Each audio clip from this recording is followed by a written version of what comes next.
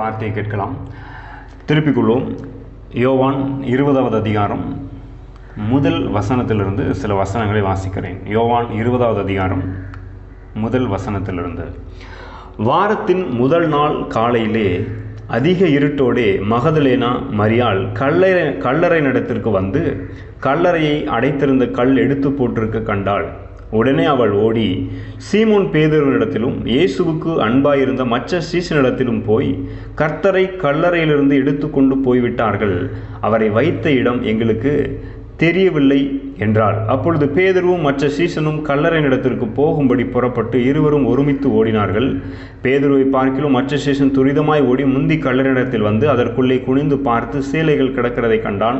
ஆனாலும் அவன் உள்ளே போகவில்லை. சீமோன் பேதுரு அவனுக்கு பின்னே வந்து கல்லறைக்குள்ளே பிரவேசித்து சீலைகள் கிடக்கிறதையும் கர்த்தருடைய தலையில் சுற்றிருந்த சீலை மற்ற சீலையுடன் வைத்திராமல் தனியாய் ஒரு இடத்திலே சுருட்டி வைத்திருக்கிறதையும் கண்டான். முந்தி கல்லறையிடத்திற்கு வந்த மற்ற சீசனும் அப்பொழுது உள்ளே பிரவேசித்து கண்டு விசுவாசித்தான். ஓகே, இங்கே என்ன சம்பவத்தை நாம் வாசிக்கிறோம். இயேசு உயிர்த்தெழுந்து வாரத்தின் முதலாம் நாளிலே இயேசு என்ன செய்கிறார்?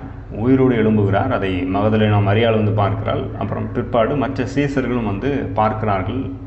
பார்த்ததுக்கப்புறம் சிலர் விசுவாசிக்கிறாங்க, சிலர் பார்க்குறதுக்கு முன்னாடியே விசுவாசிக்கிறாங்க. அது மட்டுமல்ல, இயேசு உயிர்த்தெழுந்து அதுக்கப்புறம் பிற்பாடு மறுபடியும் மகதலேனா மரியாளுக்கு காட்சியளிக்கிறார். அடுத்தல அதை 16வது வசனத்துக்கு மேலாக நம்ம வாசிக்கிறோம். 18வது வசனம் மட்டும் நான் உங்களுக்காக வாசிக்க விரும்புகிறேன். 16லிருந்து வாசிக்கிறேன். இயேசு அவளை நோக்கி மரியாளே என்றார். அவள் திரும்பி பார்த்து ரபூனி என்றாள். அதற்கு போதகரே என்று அர்த்தமாம். இயேசு அவளை நோக்கி, என்னை தொடாதே, நான் இன்னும் என் பிதாவினிடத்திற்கு ஏறி போகவில்லை. நீ என் சகோதரிடத்திற்கு போய், நான் என் பிதாவினிடத்திற்கும் உங்கள் பிதாவினிடத்திற்கும் என் தேவனிடத்திற்கும் உங்கள் தேவனிடத்திற்கும் ஏறி போகிறேன் என்று அவர்களுக்கு சொல்லு என்றார்.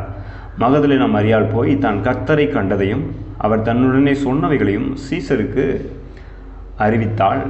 வாரத்தின் முதல் நாளாகிய அன்றைய தினம் சாயங்கால வேளையிலே சீசர்கள் கூடியிருந்த இடத்தில் யூதர்களுக்கு பயந்ததினால் கதவுகள் பூட்டியிருக்கையில் இயேசு வந்து நடுவே நின்று, உங்களுக்கு சமாதானம் என்றார்.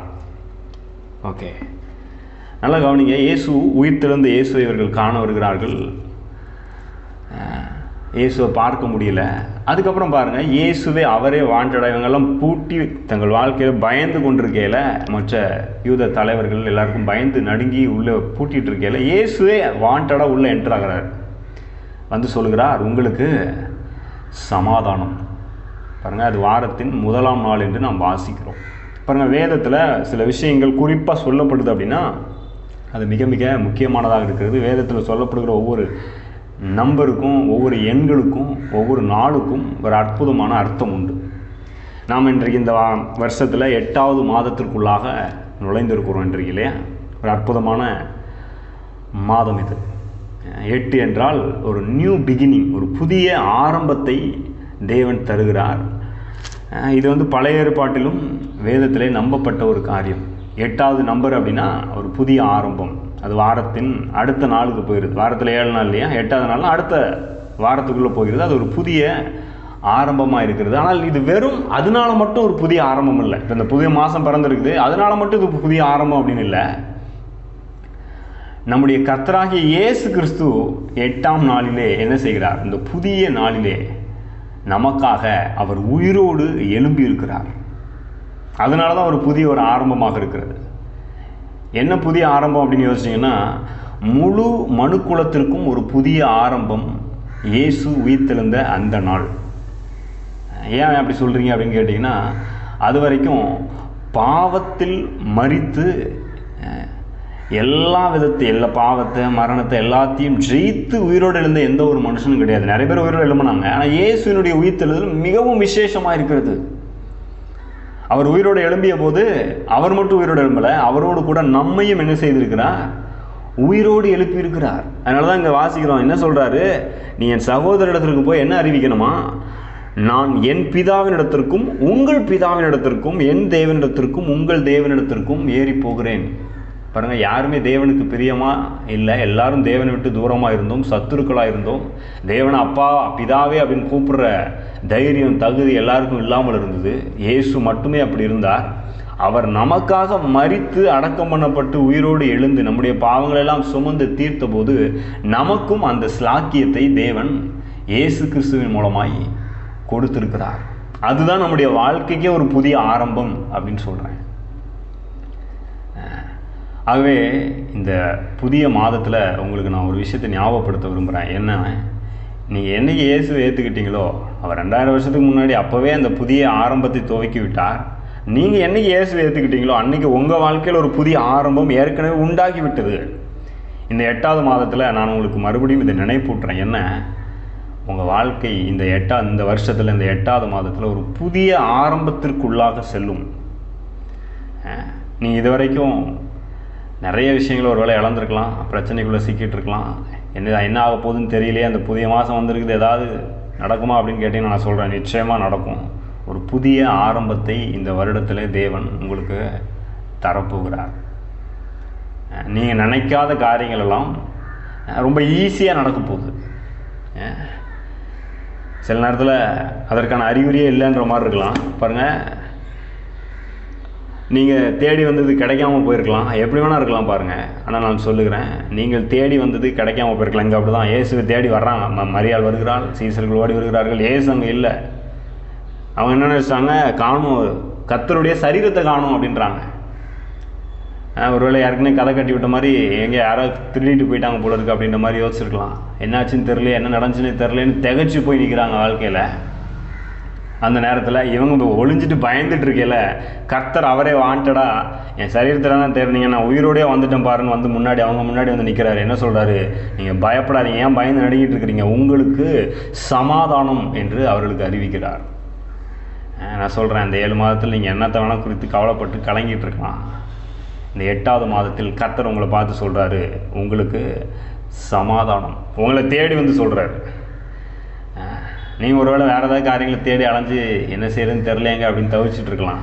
நான் சொல்லுகிறேன், தேவனை உங்கள் பிதாவாக மாற்றியிருக்கிறார், உங்களை தேவனோடு ஒப்புரவாக்கியிருக்கிறார். ஏற்கனவே இந்த புதிய மாதத்தில் ஒரு புதிய ஆரம்பத்தை உங்கள் வாழ்க்கையில் அவரே துவங்கி வைக்கிறார். அவரே வாண்டடாக உங்கள் வீட்டுக்குள்ளே என்டர் ஆகி உங்கள் வாழ்க்கைக்குள்ளே உங்களுடைய பிரச்சனைக்குள்ளே நீங்கள் பயந்து எங்கே நடுங்கிக்கிட்டு இருக்கிறீங்களோ அங்கே அவரே வாண்டடாக வர்றாரு. என்னாச்சுன்னு தெரில, நீங்கள் தவிச்சிட்டு இருக்கிறீங்க. இங்கே அப்படி தான் அவங்க தவிச்சிட்டு இருக்கிறாங்க, பயந்து நடுங்கிட்டு இருக்கிறாங்க. என்ன நடக்க போதோ தெரிலையே, ஏற்கனவே பெரிய சிக்கலாக போயிட்டுருக்கு, இப்போ இவர் சரீரத்தை வேற காணும், என்ன ஆக போகுதுன்னே தெரிலையே அப்படின்னு தவிச்சு கலங்கிக்கிட்டு இருக்கிறாங்க. அதையெல்லாம் நன்றாய் அறிந்தவராய் கரெக்டாக வீட்டுக்குள்ளே என்ட்ராகிறார். பூட்டி இருக்கிற வீட்டில் என்ட்ராகிறார். பாருங்க, அவர் உயிர்த்தெழுந்த சரீரத்தை உடையவராக இருக்கிறார். இப்போ அவர் சரீரத்துக்கு வந்து ஒரு இயல்கை கிடையாது, இங்கே தான் இருக்க முடியும், அவர் கதவை பூட்டியிருந்தால் உள்ளே போக முடியாது அப்படின்ற நிலைலாம் இல்லை. பாருங்கள், மகிமை அடைந்த சரீரத்தோடு அவங்க வாழ்க்கையில் அவங்க இருந்த வீட்டுக்குள்ளே என்ட்ராகிறாரு. இந்த மாதிரி தான் உங்களை முழுமையாக ஒரு நாள் மகிமை அடைந்த சரீரமாக மாற்ற போகிறன்றதே அங்கே வெளிப்படுத்துகிறாரு. ஆனால் அதற்கு முன்பாக நான் உயிர்த்தெழுந்ததுனால என்னோடு கூட நீங்களும் உயிர்த்தெழுந்திருக்கிறீங்க. என் பிதா இப்போ உங்கள் பிதாவாயிட்டார், என் தேவன் உங்கள் தேவன் ஆகிட்டார். நீங்கள் இப்போ அவரை விட்டு தூரமாக இருக்க வேண்டிய அவசியம் இல்லை, நீங்கள் தப்பு பண்ணிட்டீங்கன்னு கலங்கிட்டு இருக்க வேண்டிய அவசியம் இல்லை, இல்லை நான் தப்பு பண்ணதுனால இவ்வளோ பிரச்சனை ஆயிடுச்சு என்ன செய்யன்னு தெரியலையேன்னு பயந்துட்டு இருக்க வேண்டிய அவசியம் இல்லை. உங்களுக்கு சமாதானம். நானும் உங்கள் மேலே கோபமாக இல்லை, பிதாவும் உங்கள் மேலே கோபமாக இல்லை. உங்கள் வாழ்க்கையை நன்றாக்குறதுக்கு தான் இவ்வளோ பெரிய ரட்சிப்பின் கிரியை நாங்கள் எல்லோரும் சேர்ந்து திருத்துவ தேவனை நாங்கள் சேர்ந்து முடிச்சிருக்கிறோம். பரிசுத்த ஆவியானவரை மரித்தோரிலிருந்து எழுப்பி இருக்கிறார். இப்போ உங்கள் முன்னாடி வந்து நிற்கிறேன், நான் சொல்லுகிறேன், நீங்கள் பயப்படாதீங்க, உங்களுக்கு சமாதானம். அப்படின்னா என்ன அர்த்தம், உங்கள் வாழ்க்கையில் இனிமேல் எதுவும் கவலைக்குள்ளாக பயத்துக்குள்ளாக இல்லை உடைந்து போய் நொறுங்கி போய் நீங்கள் கஷ்டப்படுற நிலையில் அப்படியே இருக்க முடியாது. ஏனென்றால் ஒரு புதிய ஆரம்பத்தை நான் துவங்கியிருக்கிறேன். கொஞ்சம் யோசிச்சு பாருங்கள், இயேசுவின் சரீரம் கெத்சமனே தோட்டத்திலேருந்தே அவர் வியாகுலப்பட ஆரம்பிக்கிறாரு. நண்பனால் காட்டி கொடுக்கப்படுகிறார். ஸ்டெப் பை ஸ்டெப்பாக அவர் வாழ்க்கையில் அடுத்தடுத்து அடி விழுது பாருங்க. அடிக்கப்படுகிறார், நொறுக்கப்படுகிறார், கேவலப்படுத்தப்படுகிறார், அவமானப்படுத்தப்படுகிறார், சரீரெல்லாம் அப்படி பிக்கப்படுகிறது, ரத்தம் சொட்டு சொட்டாக வடிஞ்சிட்டே போகுது, சிலுவையில் போய் தொங்க விடுறாங்க. சரி, அவரை பார்க்குறதுக்கு அவர் மனுஷ ரூபமாய் காணப்படவில்லையாம். சில மொழிபெயர்ப்பு அதை குறித்து சொல்லுது. என்ன சொல்லுது? ஏதோ ஒரு மாம்ச பிண்டம் சிலுவையில் தொங்கிட்டு இருக்குது போல இருக்குது, பார்க்க மனுஷன் மாதிரியே தெரியல அப்படின்ற லெவலில் அவர் தொங்கி கொண்டிருந்தார், உருக்குலைந்த நிலையில் தொங்கி கொண்டிருந்தார் என்று வேதத்தில் நாம் வாசிக்கிறோம். ஏசாயா 53வது அதிகாரம் அதை அப்படியே டிஸ்கிரைப் பண்ணுது, விளக்குது பாருங்க.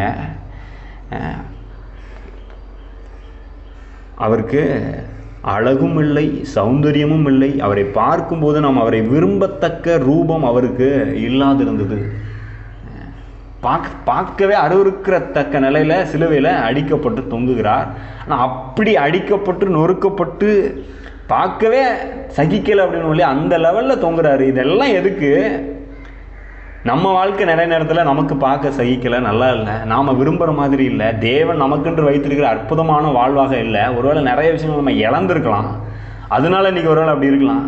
இல்லை ஒருவேளை நாம் ஏதாவது தப்பாக சூஸ் பண்ணதுனால அதனால நிறைய பிரச்சனைகளை சந்தித்து விளைவுகளை சந்தித்து இன்றைக்கி வேறு விதமாக வந்து நிற்கலாம். உண்மையிலே நல்லா இல்லைங்க, உண்மை அன்றைக்கே அந்த விஷயத்துக்கு நான் கீழ்ப்படிஞ்சிருந்தேன்னா இன்றைக்கி இந்த அளவுக்கு மோசம் ஆயிருந்திருக்காதே அப்படின்னு யோசிச்சுட்டு இருக்கலாம். அந்த ஒரு விஷயத்தில் மட்டும் கரெக்டாக இருந்ததுன்னா இன்றைக்கி நல்லா இருந்திருக்குமே, எல்லாம் சரியாக இருந்திருக்குமே, நான் விரும்புகிற மாதிரி என் வாழ்க்கை நல்லா இருந்திருக்குமே அப்படின்னு நீங்கள் யோசிச்சுட்டு இருக்கலாம். நான் சொல்கிறேன், நீங்கள் அப்படி நினைக்கவே வேண்டாம், அதை குறித்து பயப்பட வேண்டாம், கவலைப்பட வேண்டாம்னா அதை எல்லாத்தையும் இயேசு தன்மையில் ஏற்றுக்கொண்டு அந்த உருக்குலைந்த உடைந்து போன சரீரத்திலோடு அப்படியே உயிரோடு எழும்பல, மகிமை அடைந்த சரீரத்தோடு உயிரோடு எழும்புகிறார். நான் சொல்லுகிறேன், உடைந்து போன நொறுங்கி போன சுக்குநூறு ஆயிட்டுங்க வாழ்க்கை அப்படின்னு நினைக்கிற உங்கள் வாழ்க்கையை மகிமையாக அப்படி முற்றிலும் ஹோல்சமாக முழுமையாக ஆக்குகிறதற்காகவே அவர் உயிரோடு எழும்பியிருக்கிறார். இந்த புதிய மாதத்தில் சொல்கிறேன், இந்த 8வது மாதம் உங்களுக்கு ஒரு புதிய துவக்கமாக அமையும். நீங்கள் இதுவரை இல்லாத ஒரு சமாதானத்தையும் சந்தோஷத்தையும் நீங்கள் பார்க்க ஆரம்பிப்பீர்கள். இதுவரைக்கும் பிரச்சனைகள் ஹேண்டில் பண்ண முடியாத ஒரு புதிய பலன், ஒரு புதிய கிருபை உங்கள் வாழ்க்கையில் வந்து உண்டாகும். இருக்கிற தடைகள் எல்லாம் உடைத்து கொண்டு மகிமையான நிலையில் நீங்கள் முன்னேறி போவீங்க. இதெல்லாம் நிச்சயமாக நடக்கும். இதெல்லாம் நான் ரொம்ப நம்புகிறேன் பாருங்கள். ஏன் இதை நான் ரொம்ப உறுதியாக சொல்கிறேன், நான் நேற்று வேறு ஏதோ ஒரு காரியத்தை பிரசங்கம் பண்ணணும்னு முடிவு பண்ணிட்டேன். காலையில் திடீர்னு எந்திரிச்சோன்னா வேறு ஒரு காரியத்தை ஆண்டவர் சொல்கிறாரு. எல்லாத்தையும் ஓப்பன் பண்ணால் இன்டர்நெட்டு கோளாறு பண்ணுது, எல்லாம் இதாகுது பாருங்கள். ஆனால் அதெல்லாம் தாண்டிப்போம் இந்த வார்த்தையை பிரசங்கிக்க வைக்கிறார். நான் ஒன்று யோசிச்சுட்டு இருக்கிறேன், அவர் வேறு ஒன்று சொல்கிறாரு. நான் சொல்கிறேன், கர்த்தர் ஒரு காரியத்தை, ஆவியானவர் ஒரு காரியத்தை உணர்த்தும் போது அதை நிறைவேற்ற அவரே முன் வருகிறார். அவர் வாயால் சொன்னதை அவர் தம்முடைய கரத்தினால ஏற்கனவே தலைமுறையாக நிறைவேற்றிருக்கிறார். நான் சொல்கிறேன், இந்த மாதத்திலும் உங்கள் வாழ்க்கையில் அப்படிப்பட்ட ஒரு அற்புதமான காரியத்தை தேவனால் செய்ய முடியும். நீங்கள் எதை குறித்து பயந்து கலங்கிக்கிட்டு இருந்தாலும் சரி, ஏதோ ஒரு காரியத்தை நீங்கள் எதிர்பார்த்துட்ருக்கலாம், இது நடக்கணும்னு எதிர்பார்த்துட்ருக்கலாம், இது நல்லபடியாக முடியணும்னு நினச்சிட்டு இருக்கலாம். நான் சொல்கிறேன், கண்டிப்பாக நல்லபடியாக முடியும். ஏன்னா நல்லபடியாக முடிகிறதுக்கு என்னெல்லாம் தேவையோ அது எல்லாத்தையும் இயேசு செய்திருக்கிறார். மகிமையாய் உங்களுக்காக உயிரோடு எழுந்திருக்கிறார். இந்த புதிய மாதம் எப்படிப்பட்ட மாதம்? இயேசுவின் உயிர்த்தெழுந்த மாதம் வச்சுக்கோங்க. உங்களுக்காகவே ஒரு உயிரோடு எழுந்திருக்கிறாரு. நீங்கள் பயப்படக்கூடாதுன்னு உயிரோடு எழுந்திருக்கிறாரு. நீங்கள் நல்லா இருக்கணுன்றதுக்காகவே உயிரோடு எழுந்திருக்கிறார். நான் சொல்லுகிறேன், உங்களுக்காக உயிரோடு எழுந்தவர் உங்களுக்காக இந்த புதிய மாதத்தில் உங்களுக்காக மகிமையான காரியத்தை செய்ய போகிறாரு. அவருடைய விருப்பம்லாம் என்ன? இவங்க பயந்துட்டுருக்கிறாங்க, அவங்க பயப்படக்கூடாதுன்னு என்ட்ராகி சொல்கிறார், உங்களுக்கு சமாதானம். நான் சொல்கிறேன், நீங்களும் கொஞ்சம் கூட எந்த விஷயத்தை குறித்தும் பயப்பட வேண்டிய, கலக்கமடைய வேண்டிய அவசியமே இல்லை. ஏனென்றால் உங்களுக்கு சமாதானம் என்று உங்களுக்காக மரித்து உயிரோடு எழுந்த கர்த்தர் சொல்கிறார். ஆகவே உங்களுக்காக பூட்டப்பட்ட எந்த ஒரு காரியத்துக்குள்ளாகவும் அவர் செல்ல முடியும். இந்த விஷயம் நடக்கிற மாதிரியே தெரிலங்க, பூட்டின மாதிரி இருக்குது, எல்லாம் அடைச்ச மாதிரி இருக்குது. அடைச்ச இடத்துக்குள்ளே மகிமையாய் உட்பிரவேசிக்கிற உயிர்த்தெழுந்த கர்த்தர் உங்களோடு இருக்கிறார். இந்த புதிய மாதத்தில், இந்த 8வது மாதத்தில் அப்படிப்பட்ட மகிமையான ஒரு காரியத்தை உங்கள் வாழ்க்கையில் அவர் நிச்சயமாய் செய்வார். இந்த வார்த்தையை மட்டும் பிடிச்சிக்குவாங்க. வாரத்தின் முதல் நாள் உயிரோடு எழும்பி அவர் ஒரு புதிய துவக்கத்தை உலகத்துக்கே ஆரம்பித்து வச்சார். அது இன்னைக்கு வரைக்கும் போயிட்டுருக்கு. இந்த கிறிஸ்துவுக்குள்ளே நாம் இருக்கிறோம். ஒருவேளை உலகம் பழசாக தான் இருக்குது, பரவாயில்ல பாருங்கள். ஆனால் கிறிஸ்து புதுசாக இருக்கிறாரு. அந்த கிறிஸ்துவுக்குள் இருக்கிற நாம் புது சிருஷ்டிகளாக இருக்கிறோம். பழையவைகள் ஒளிந்து போயின, எல்லாம் புதிதாயின. பாருங்கள், எது வரைக்கும் புதுசாக இருக்கும், எது வரைக்கும் பழையவர்கள் ஒளிந்து போகும். கிறிஸ்துவுக்குள்ளே இருக்கிற வரைக்கும் நமக்கு பழசெல்லாம் ஒளிஞ்சு போச்சுன்றது தான் சத்தியம். எல்லாம் புதிதாயின அப்படின்றது தான் சத்தியம். இல்லைங்க, நேற்று தான் ஏதோ தப்பு பண்ணிட்டேன், நேற்று அந்த ஒரு மாதிரி புதுசாக பிரச்சனை வந்துருச்சு, ஏதோ காரியம். நான் சொல்கிறேன், நீங்கள் கிறிஸ்துவுக்குள்ளே இருக்கிறீங்க, 5 நிமிஷத்துக்கு முன்னாடி உள்ள விஷயமும் பழசு தான். நான் சொல்லுகிறேன், அந்த பழையது ஒளிந்து போயின, இந்த புதிய நாளிலே, இந்த புதிய மாதத்திலே எல்லாம் புதிதாகும் உங்கள் வாழ்க்கையில். நீங்கள் எதிர்பார்க்காத விதத்தில் இயேசு உங்கள் வாழ்க்கையினுடைய பல்வேறு காரியத்துக்குள்ள, திருமண விஷயங்களில், குடும்ப விஷயங்களில், வேலை விஷயங்களில் அவர் உட்பிரவேசித்து உனக்கு சமாதானம், பயப்படாத, இந்த விஷயத்தை நான் டேக்கர் பண்ணுறேன், நான் உயிரோடு எழுந்துட்டேன், எல்லாம் உடஞ்சி போயிருக்கின்றியா, உடைந்து போன, நொறுக்கப்பட்ட, பிற்கப்பட்ட என் சரீரம் உயிரோடு எழுப்பப்பட்டது கிறிஸ்துவினாலே. இப்போ உன் வாழ்க்கையில் உடஞ்சி நொறுங்கி போயிருக்கிற எல்லாத்தையும் நான் உயிரோடு எழுப்ப தான் இப்போ மகிமையாக உன்னுடைய பிரச்சனைக்குள்ளே நான் என்ட்ராகிறேன் அப்படின்ற. நீங்கள் அதை பற்றி என்ன செய்யாதீங்க, பயப்படாதீங்க. ஒருவேளை பயந்துகிட்டே இருந்தாலும் சொல்கிறேன், உங்களுக்கு சமாதானம் என்று உங்கள் கர்த்தர் சொல்கிறார். ஆகவே இந்த புதிய மாதம், இந்த ஆகஸ்ட் மாதம் ஆண்டவர் உங்களுக்கு எல்லாவற்றையும் ஆசீர்வாதமாக்குகிற மாதமாக இருக்கும். எல்லா பிரச்சனைகள், எல்லா சவால்களையும் ஜெயித்து முன்னேறுவீங்க. நீங்கள் எதிர்பார்த்திருக்கிற பல நன்மையான காரியங்களை அவரே உங்களுக்காக வாய்க்க போவார். நீங்கள் அதை பற்றி என்ன செய்யாதீங்க, பயப்படாதீங்க. பழசெல்லாம் ரொம்ப பெருசாக யோசிக்காதீங்க. முந்தினவைகளை யோசிக்க வேண்டாம், பூர்வமானதை சிந்திக்க வேண்டாம். இதோ நான் ஒரு புதிய காரியத்தை உங்களுக்காக செய்கிறேன் என்று கர்த்தர் சொல்லுகிறார். ஏசாயா 43வது அதிகாரத்தில் நாம் அதை வாசிக்கிறோம். எப்படிங்க அதை செய்வார்? சொல்கிறாரு, அவாந்திர வெளியில் நான் ஆறுகளை உண்டாக்குவேன். நடக்கிறதுக்கு அறிகுறியே இல்லைன்றீங்களா? பரவாயில்ல, அங்கே தான் நான் ஒரு வழியை உண்டாக்குவேன்றார். அதனால் நீங்கள் இருக்கிற வழியே பார்த்துட்டு இருக்காதீங்க. பூட்டப்பட்டு வீட்டுக்குள்ளே பிரவேசிச்சார்னு சொன்னேன் இல்லையா, அந்த பகுதியை ஏன் நான் வாசித்தேன் அப்படின்னா, வேணும்னே தான் வாசித்தேன். உங்களுக்காக பூட்டப்பட்ட, எப்படி வேணால் பூட்டப்பட்டுருக்கட்டும், யார் வேணால் வேணும்னே உங்களுக்கு விரோதமாக பண்ணுறதுக்காக பூட்டி இருக்கட்டும், பரவாயில்ல. உங்களுக்காக பூட்டப்பட்ட வீட்டுக்குள்ளே மகிமையாய் அவர் உட்பிரவேசிக்கிறார். உங்கள் வாழ்க்கையின் பூட்டப்பட்ட, உடைந்து போன பல்வேறு காரியங்களுக்குள்ளாக மகிமையாக உட்பிரவேசிக்கிறார். அவர் மகிமையானது மட்டுமல்ல, உங்கள் வாழ்க்கையையும் மகிமையாக்கும்படியாகவே உட்பிரவேசித்திருக்கிறார். எப்படிங்க உறுதியாக சொல்ல முடியும்? ஒரே ஒரு வசனத்தை மட்டும் வாசித்து நான் முடிக்கிறேன். எப்படி நடக்குமா, இது சாத்தியமா அப்படின்னு கேட்டிங்கன்னா கண்டிப்பாக சாத்தியம். பாருங்கள், திருப்பிக் கொள்வோம்.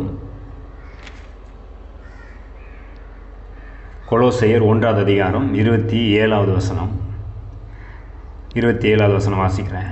புறஜாதிகளுக்குள்ளே விளங்கிய இந்த இரகசியத்திலுள்ள மகிமையின் ஐஸ்வர்யம் இன்னதென்று தேவன் தம்முடைய பரிசுத்தவான்களுக்கு தெரியப்படுத்த சித்தமானார். எப்படிங்க மகிமையான காரியம் நடக்கும்? இதெல்லாம் நடக்குமா, சாத்தியமா அப்படின்னு கேட்டிங்கன்னா கண்டிப்பாக சாத்தியம்.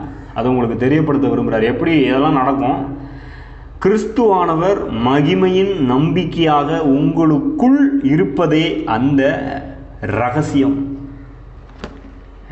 எப்படி மகிமையான காரியம் நடக்கும்? கிறிஸ்துவானவர் ஏற்கனவே மகிமையின் நம்பிக்கையாக உங்களுக்குள்ளே வந்து வாசம் பண்ணியிருக்கிறாரு. அதனால நிச்சயமாக இந்த மாதத்தில் மகிமையான காரியங்கள் நடக்க முடியும். ஏனென்றால் அவர் மகிமையடைந்த சரீரத்தோடு மகிமையாக உயிரோடு எழுந்திருக்கிறார். உங்கள் வாழ்க்கையிலும் இந்த புதிய மாதத்தில் மகிமையான காரியங்களை அவரால் செய்ய முடியும். நம்புறீங்களா? அவரால் செய்ய முடியாத அதிசயமான காரியங்கள் என்று ஒன்றுமே இல்லை. உங்களுக்காக அவர் என்ன வேணால் செய்வார். என் புள்ள அவன் நல்லா இருக்கிறதுக்கு, அவன் பயப்படாமல் இருக்கிறதுக்கு நான் என்ன வேணால் செய்வேன்னு அவர் ஒரு வைராக்கியம் கொண்டிருக்கிறார். யார் வேணால் உங்களுக்கு விரோதமாக ஏதாவது இவன் அப்படி பண்ணிடுவோம் இப்படி பண்ணிடுவோம் வைராக்கியம் கொள்ளட்டும். நான் சொல்லுகிறேன், கர்த்தர் உங்களை நல்லாக்கணுன்ற அவர் வைராக்கியம் கொண்டிருக்கிறார் இந்த புதிய மாதத்தில். அதற்காக உயிரோடு எழுந்திருக்கிறார். உங்களுக்குள் மகிமையின் நம்பிக்கையாக வாசம் பண்ணி கொண்டிருக்கிறார். உங்களுடைய வாழ்க்கையின் பல்வேறு பகுதியில் அவரே உட்பிரவேசிக்க போகிறார். அங்கே உங்களுக்கு சமாதானம் என்று அறிவிக்கிறார். அப்படின்னா என்ன அர்த்தம்? இனிமேல் இங்கே எதுவும் உடஞ்சி நொறுங்கி கஷ்டமாக ஒன்றும் இல்லாமல் அலங்கோலமாக எதுவும் இருக்காது. எல்லாம் பூரணமாய் மகிமையாய் மாறும் என்று கர்த்தர் சொல்கிறார். நாம் ஜெபிக்கலாம். Thank you Lord. நன்றியோடு உம்மை துதிக்கிறோம் கர்த்தாவே. இந்த புதிய மாதத்திற்காக இந்த புதிய நாளில் ஆண்டவருடைய சமூகத்தில் வருகிறோம். நீர் கொடுத்த அற்புதமான வார்த்தைக்காய் நன்றி செலுத்துகிறோம். நீர் எங்களுக்காய் உயிரோடு எழும்பி இருக்கிறீர். மகிமையாக வெற்றி சிறந்தவராய் உயிரோடு எழும்பி இருக்கிறீர் கர்த்தாவே. தகப்பனே, இந்த வார்த்தையை கேட்கிற ஒவ்வொருடைய வாழ்க்கையிலும் ஒரு புதிய துவக்கம், அந்த துவக்கம் மகிமையானதாக சமாதானமானதாக இருக்கட்டும் கர்த்தாவே. நீர் கொடுத்த முடிய வார்த்தை அவர்கள் வாழ்க்கையிலே நிறைவேறுவதாக, ஒரு புதிய துவக்கம் உண்டாவதாக, அவர்கள் குடும்பத்திலே, குடும்ப வாழ்க்கையிலே, தொழிலிலே, வேலையிலே, அவர்களுடைய பிள்ளைகளுடைய வாழ்க்கையிலே, பொருளாதாரத்திலே ஒரு பெரிய புதிய துவக்கம் இயேசுவின் நாமத்தினாலே உண்டாவதாக பரிசுத்த ஆவியானவர் ஆளுகை செய்யும்படியாய் ஜெபிக்கிறோம். ஆண்டவரே, நீர் தொடர்ந்து வழி நடத்தும். ஆண்டவரே, இந்த சத்தியத்தை இவர்கள் அனுபவிக்க உதவி செய்வீராக. நீரே ஆண்டவரே மகிமையாய் வாண்டட நீரே இவர்கள் வாழ்க்கையின் உடைந்து போன பகுதிகளுக்குள்ளாக உட்பிரவேசிப்பீராக. நீர் சென்று சமாதானம் உண்டாவதாக என்று சொல்வீராக. சமாதானம் உண்டாவதாக இயேசுவின் நாமத்தினாலே. அப்படி செய்கிறதற்காக நன்றி செலுத்துகிறோம். இயேசுவின் நாமத்தில் ஜெபிக்கிறோம் நல்ல பிதாவே, ஆமென். God bless you. உங்களுக்கு சமாதானம். இந்த செய்தி உங்களுக்கு மிகுந்த ஆசீர்வாதமாக இருந்திருக்கும் என்று நம்புகிறோம். இதை உங்கள் நண்பர்களோடும் பகிர்ந்து கொள்ளுங்கள். காலையில் கடவுளோடு என்கிற இந்த ஜெபம் திங்கள் முதல் சனிக்கிழமை வரை ஒவ்வொரு நாளும் காலை 5:30 மணி முதல் 6 மணி வரை கூகுள் மீட் இணையதளத்தில் நடைபெறுகிறது.